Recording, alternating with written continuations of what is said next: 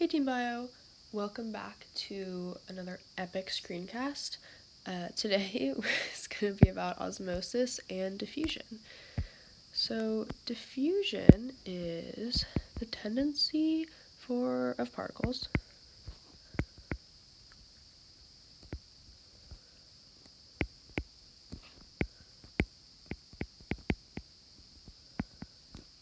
to spread out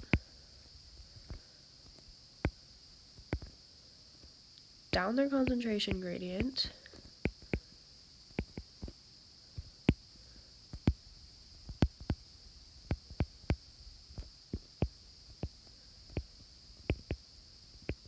until dynamic equilibrium is reached.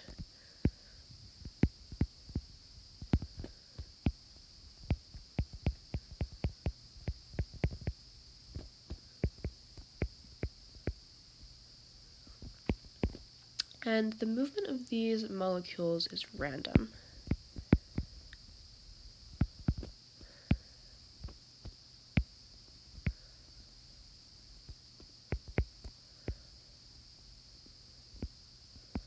So while these particles are moving in all sorts of random directions, they tend to move down their concentration gradient. So they would start in an area of high concentration where there's a lot of particles of that type and move to an area of low concentration where there's very few of those types of particles.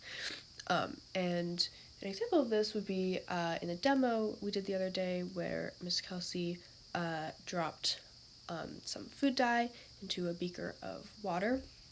The food dye is a very high concentration of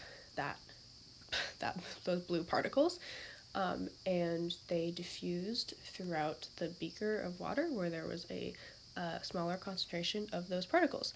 And this happens until dynamic equilibrium is reached. So the diffusion of those particles would continue until the entire solution was a nice even blue, until all of the particles were evenly distributed throughout the entire system.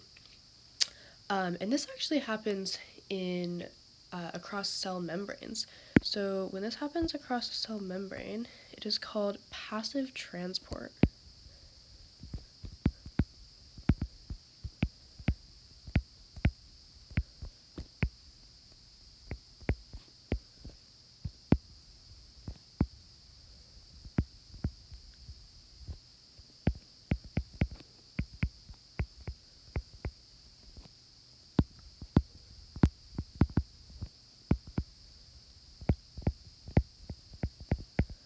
And passive transport requires no energy input from the cell.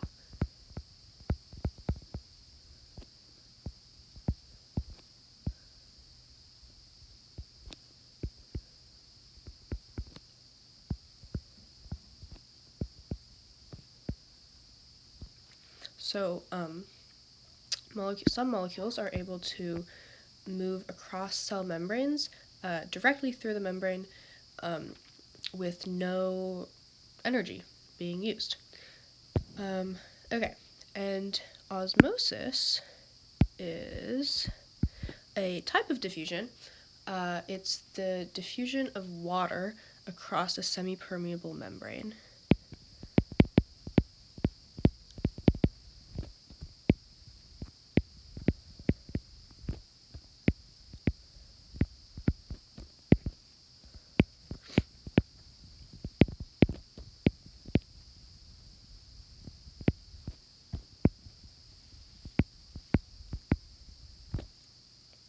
And semi-permeable membrane, which you learned about in the last screencast, I think, you know that it allows some molecules to pass through directly. It is semi-permeable, and it prevents other molecules from going directly through the membrane. So in the examples we're going to be looking at down here, we're going to be talking about water and glucose, and water is permeable, or the membrane is permeable to water.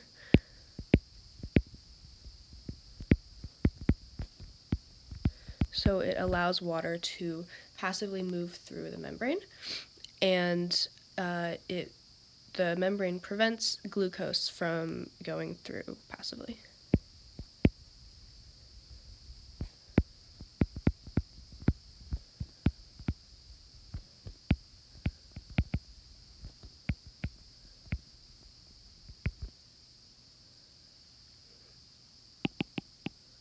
Going directly through.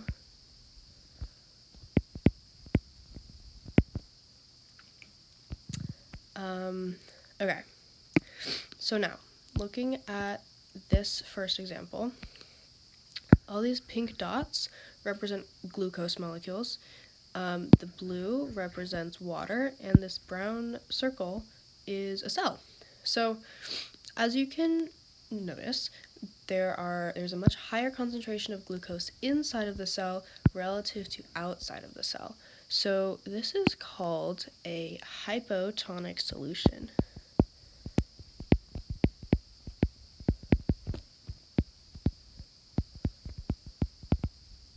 So hypotonic solution is when the concentration of glucose or solvent inside of solute inside of the cell is much greater than the concentration of water outside of the cell.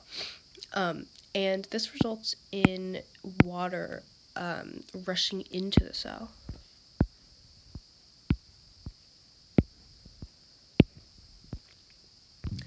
And in some cases, the water, there's so much water that rushes into the cell that the cell bursts. It goes through something called cytolysis. And that is when the cell gains so much mass that it bursts, and water rushes out, and it does reach dynamic equilibrium. However, it bursts, and so now the cell is no longer functioning. But water will continue to rush into the cell until there is an equal concentration of glucose inside of the cell relative to outside of the cell. And sometimes too much water rushes in to where it cytolyzes. Okay, and then in this next example here, there is the concentration of glucose is much less inside of the cell relative to outside of the cell. And this is called a hypertonic solution.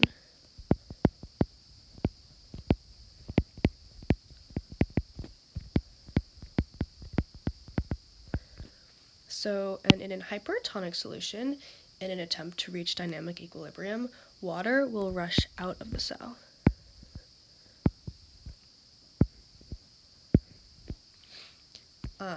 So hypertonic solution, the concentration of glucose inside of the cell is much less relative to the concentration of glucose outside of the cell.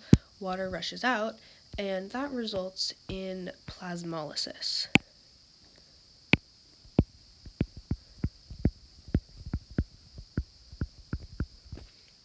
So plasmolysis is when the cell loses mass because water is rushing out, and it shrivels up and no longer functions. But water will continue to escape the cell until dynamic equilibrium is reached, and that will result in a no longer functioning cell because it has plasmolized and shriveled. Okay, and then this last example over here, you can probably notice that the concentration of glucose inside of the cell is equal to the concentration of glucose outside of the cell. And this is called an isotonic solution.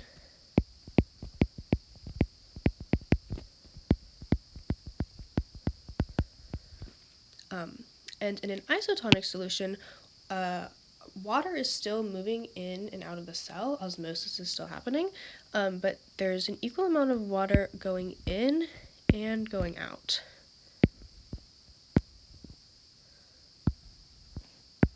So water is still moving through the membrane passively, but because the concentration of glucose inside of the cell compared to outside of the cell is equal, so there's an equal amount of water going out and coming in.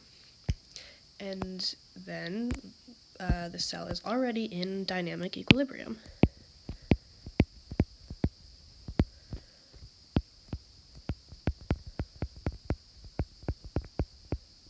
where the concentration of glucose is equal to the inside of the cell compared to the concentration of glucose outside of the cell.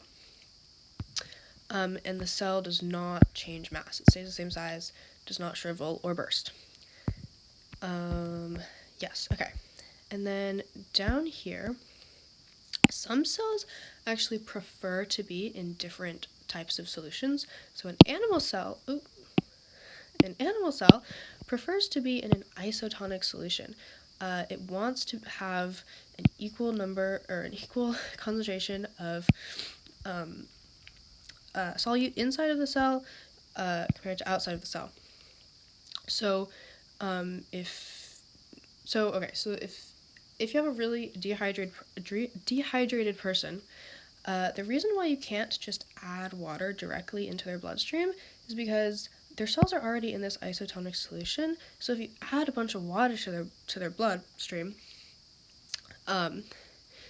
their cells will diffuse. The water will diffuse into their cells, and they will burst. So if you have a dehydrated person, you want to give them a saline solution, which is water and salt. So their cells remain in an isotonic solution. In contrast, plant cells actually prefer to be in a hypotonic solution. And the reason why their cells don't cytolize or burst is because they have this cell wall. Animal cells don't have a cell wall, they only have a cell membrane, so they burst. It's really easy for them to burst. But plant cells have this really protective cell wall along with the cell membrane, but the cell wall is very protective, and when a lot of water rushes into the cell wall pushes back against that pressure and keeps it from bursting. And so that's why plants are very perky and kind of crunchy. So if you don't water your plant enough, the cells might end up becoming or being in an isotonic solution or even a hypertonic solution. And if that is the case, all you have to do is give the plant water. And water, it will rush back into the cells, and they will become nice and turgid and perky again and happy. Yeah. So, and then the last thing I wanted to mention is just a study tip. Shout out to Gwen. She probably is not watching this video because she took bio last year, but she came up with this. Hypotonic and hypertonic they sound very similar, and it's easy to confuse them. And so hypo sounds a lot like hippo, which is a very round animal, plump and round, just like a cell in a hypotonic solution. And hippos often look like they might burst because they're so round and plump, just like cytolysis. So yeah, if that helps you, great. If not, that's okay. Alright. Thanks for listening. Bye.